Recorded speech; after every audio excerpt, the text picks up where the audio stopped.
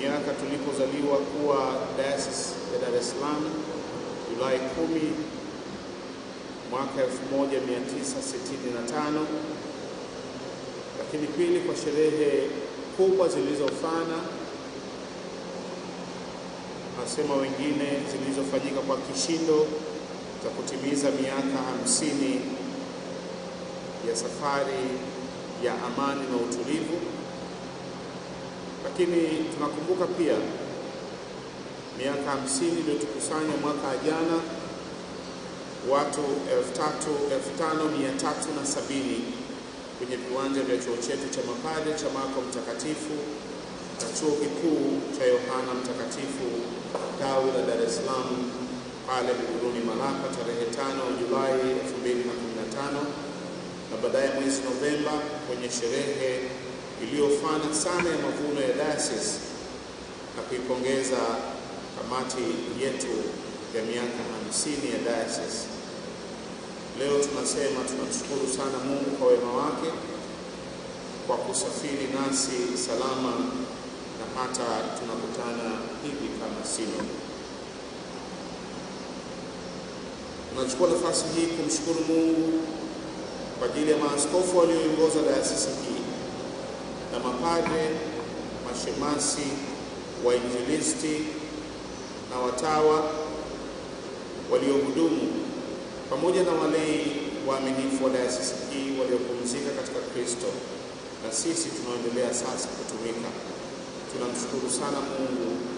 Basi tusimame kwa sekunde chache, tuwakumbuke kwa sala katika kimya, lakini zaidi tujiombee sisi tunawaombea wao.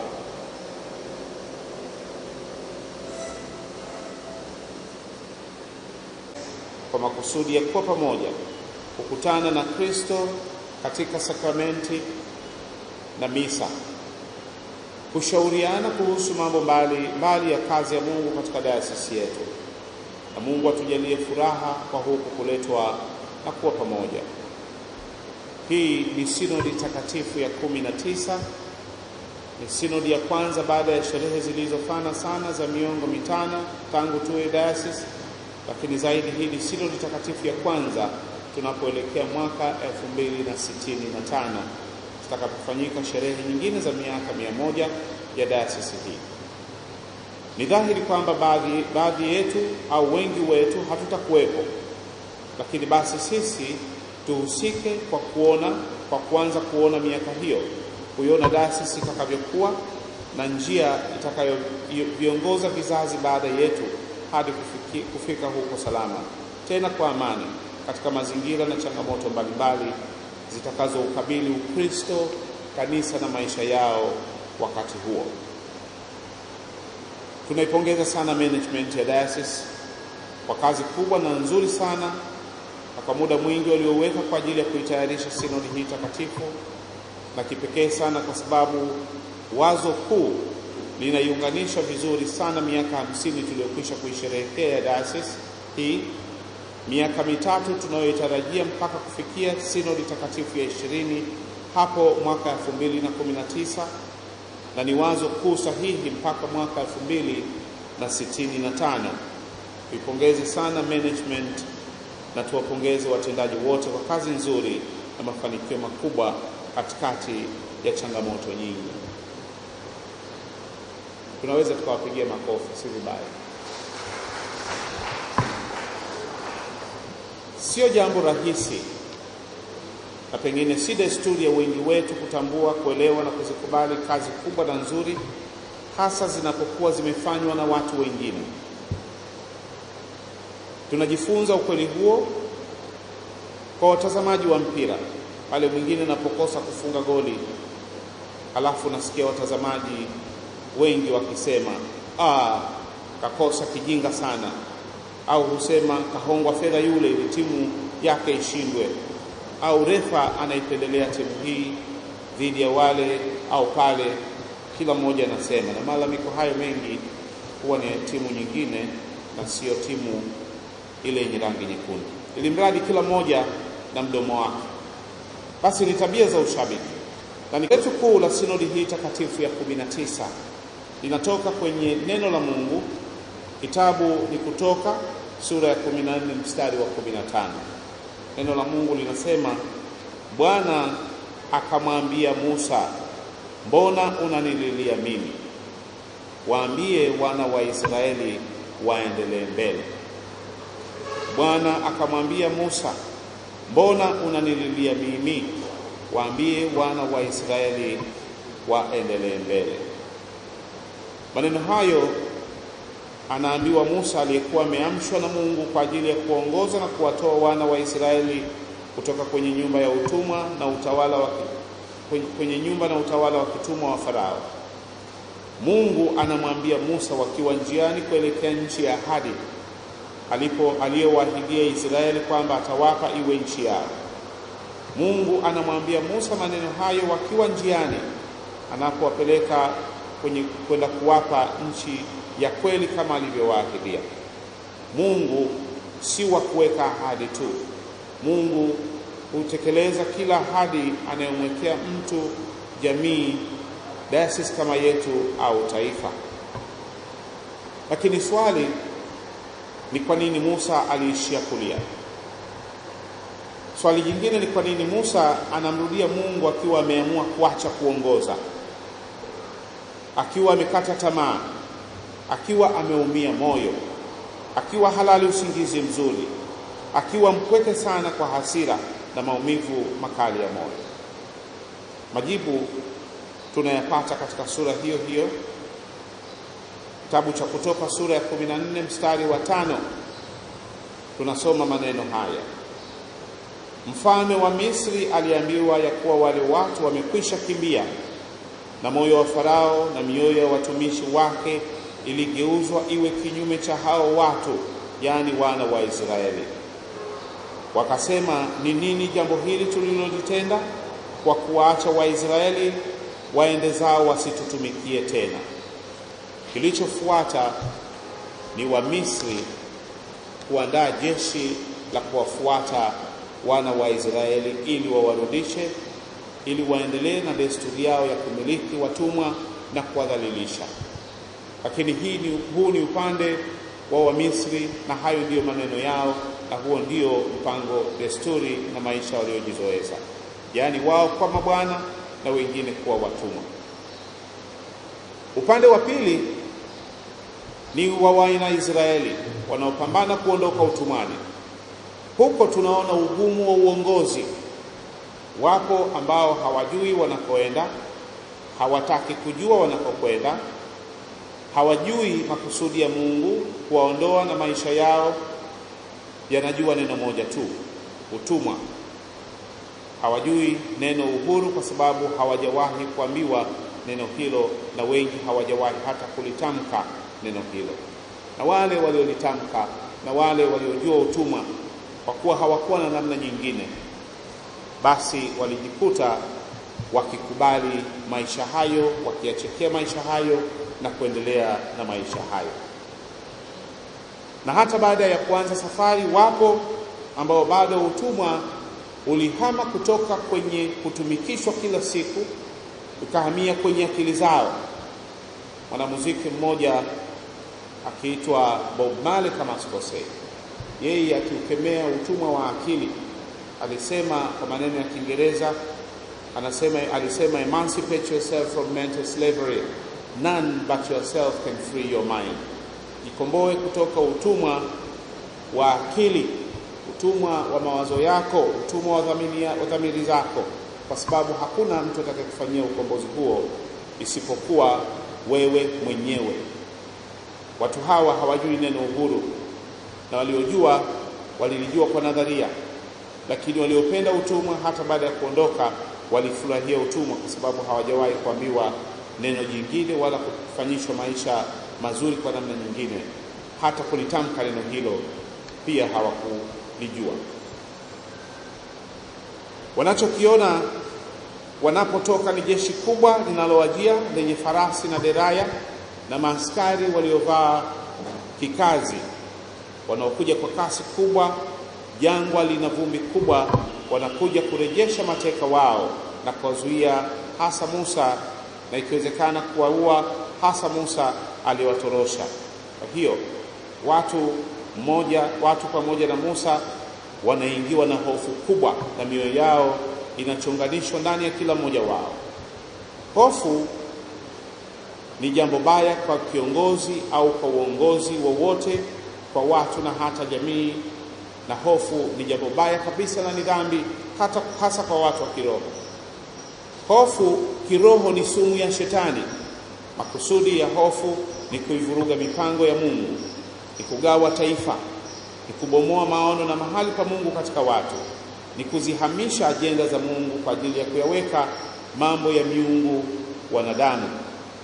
Hofu ya kuyaacha malango ya mioyo kuwa wazi, na kinachotokea ni kila aina za uongo na mawazo na maneno mabaya yote kuingia, na misheni ya Mungu kuingiliwa na kurudishwa nyuma. Maajenti wa kazi hizo ni nani? Ni wanadamu kama mimi na wewe, wengine mashuhuri sana, lakini kwa wakati ule wengine walikuwa watu wa karibu kabisa na Musa kwa ajili tu ya kugeuza moyo wa kiongozi Musa na kuyayumbisha na hatimaye kuyabomoa yote ambayo Mungu aliyaweka ndani ya Musa. Mstari wa 10 wa kitabu cha Kutoka sura hiyo ya 14 unasema, hata Farao alipokaribia, wana wa Israeli wakainua macho yao, na tazama, Wamisri wanakuja nyuma yao. Wana wa Israeli wakaogopa sana. Wana wa Israeli wakamlilia Bwana wakamwambia Musa, je, kwa sababu hapakuwa na makaburi katika Misri umetutoa huko ili tufe jangwani? Mbona umetutendea haya kututoa katika nchi ya Misri? Neno hili silo tulilokuambia huko Misri tukisema, tuache tuwatumikie wa Misri, maana ni afadhali kuwatumikia wa Misri kuliko kufa jangwani. Baada ya manunguniko ya wana wa Israeli, ndipo Mungu anauthibitisha na kudhihirisha uweza, nguvu na mamlaka yake ndani ya Musa.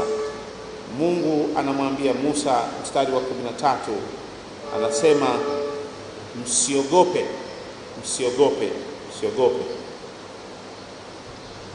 Paulo mtume katika waraka wa pili wa Timotheo sura ya 1 mstari wa 7 anasema, maana Mungu hakutupa roho ya woga, bali ya nguvu na ya upendo na ya moyo wa kiasi. Musa katika mstari huo 13 anaendelea kusema, msiogope, simameni tu mkauone wokovu wa Bwana atakaowafanyia leo, kwa maana hao wa Misri mliowaona leo hamtawaona tena milele. Bwana atawapigania ninyi, nanyi mtanyamaza kimya. Halafu Mungu anamgeukia Musa aliyekuwa analialia na kumwambia, sasa ni mstari wa 15, ndio theme ya sinodi yetu, mbona na wewe unanililia mimi? Waambie wana wa Israeli waendelee mbele. Mungu anapoyasema maneno hayo, yapo mambo ya kweli kabisa yanayosimama mbele ya wana Israeli.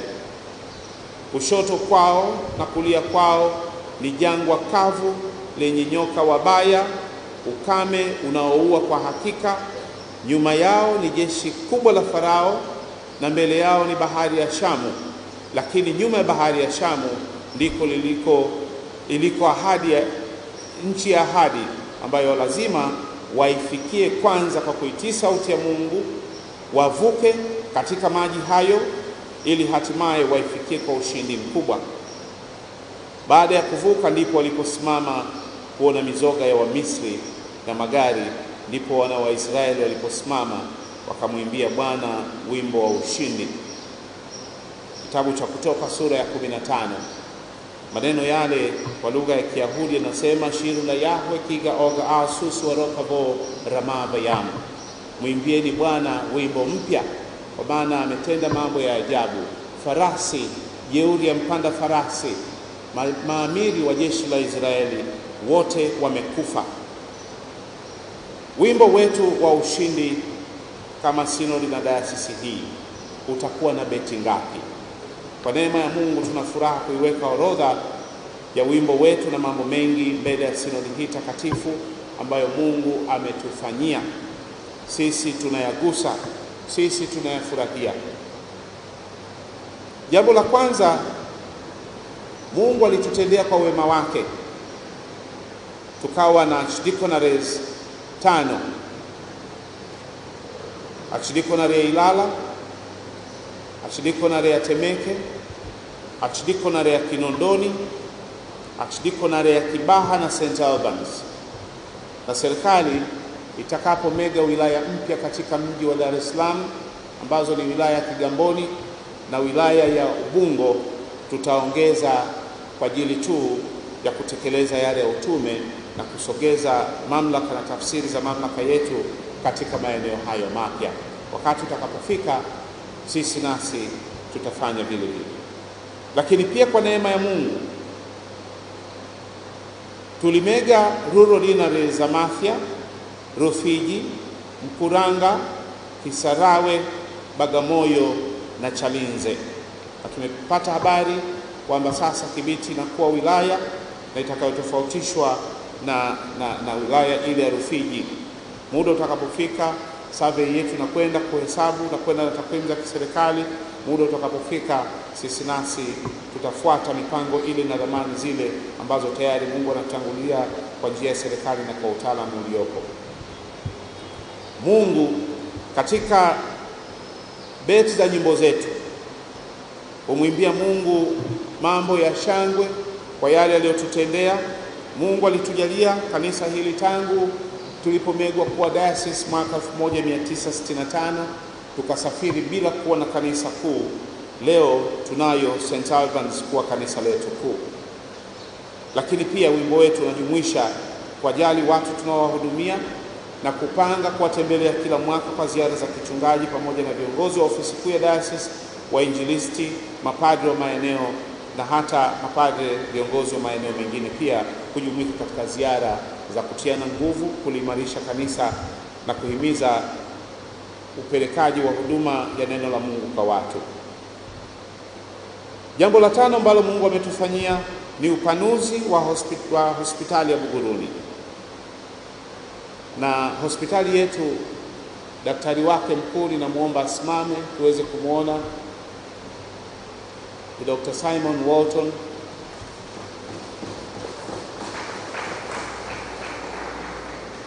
Kuwapata wa misionari kutoka huko nje imekuwa shida kweli kweli, na Dr. Simon amaliza muda wake, anarudi kwao Uingereza. Tumejitahidi sana kumwomba abaki, lakini anasema amemkumbuka Malkia, amemkumbuka waziri mkuu na amekumbuka baridi ya kwao, ni lazima arudi.